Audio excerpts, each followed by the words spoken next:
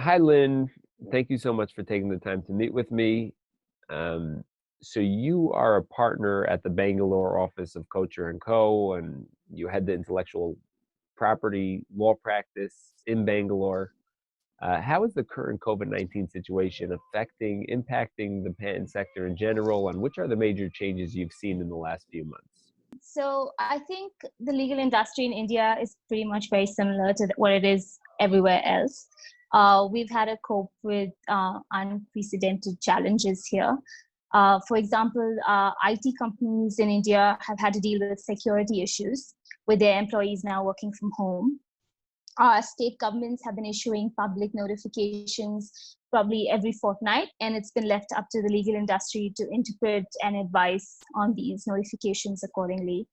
Another concern that we've been having is data privacy, because our government requires companies and our clients to disclose travel details of their employees, their whereabouts, track their employees. So this would probably have been a violation of privacy rights, but in the current pandemic, it's becomes necessary, I feel. So all of these compliances are very new, and right now there are no checks and balances. So I believe that once things get to a bit of a normal status and settle down a bit, there may be a few questions and raise a few issues then.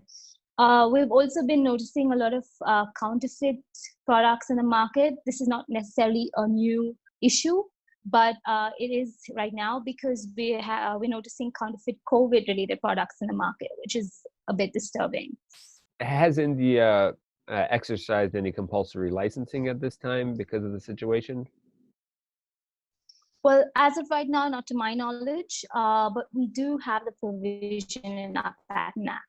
And if there were any pharmaceutical companies with drugs that could assist with the COVID situation in India, then I think that would become a necessity. So Lynn, back at the end of April, you shared a video on LinkedIn. This video you produced is titled Intellectual Property Strategy in the COVID Pandemic. One of the tips you give is to find out what filing relaxations are offered by the IP offices. Are you aware of any relaxation offered in India, and are these still in place? Right. So when the lockdown was first imposed in mid-March in India, the Patent and Trademark Office in India issued notifications relaxing all deadlines for filing of responses, payment of fees, hearing dates were then postponed indefinitely, etc. These extensions are still currently in place until June 1st, after which we would receive new notifications. But I think since IP filings right now are mainly electronic, it's not impacted any new patent or trademark filings in India. And we've been able to protect our clients' IP rights even during this lockdown period. With regard to courts, they right up until last week, they were hearing only urgent matters. But as of last week, they are now hearing all non-urgent matters as well. They will be docketed, of course, and then eventually heard. So you're working with many innovation companies in India. Have you seen any impact on that? Like anything coming into the national phase, have you seen them not filing in certain countries because of the situation? Well, frankly, I think that the pharmaceutical companies are doing really well right now.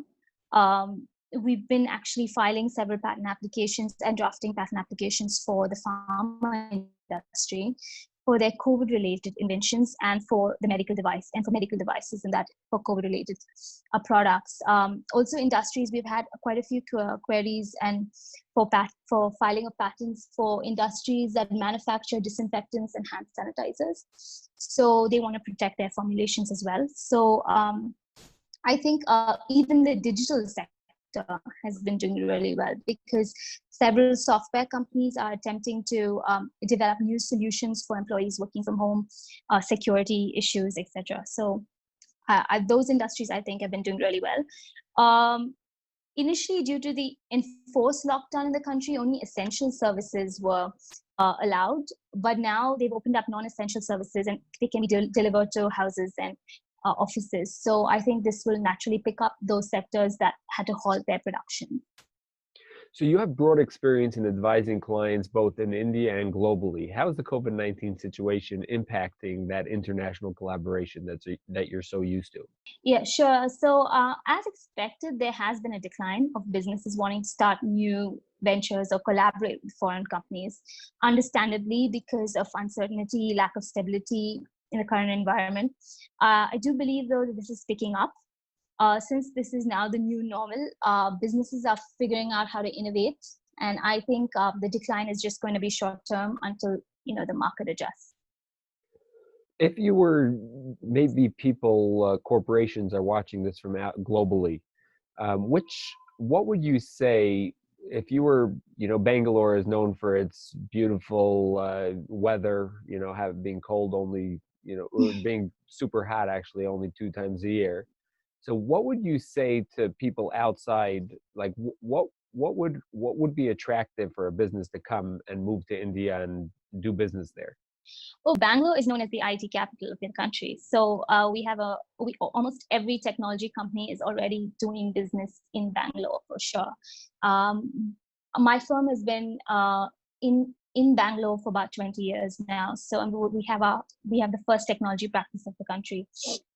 Started out at Kochhar and Co in Bangalore. So I think most global technology companies are already very well aware of Bangalore and being the high IT hub that it is.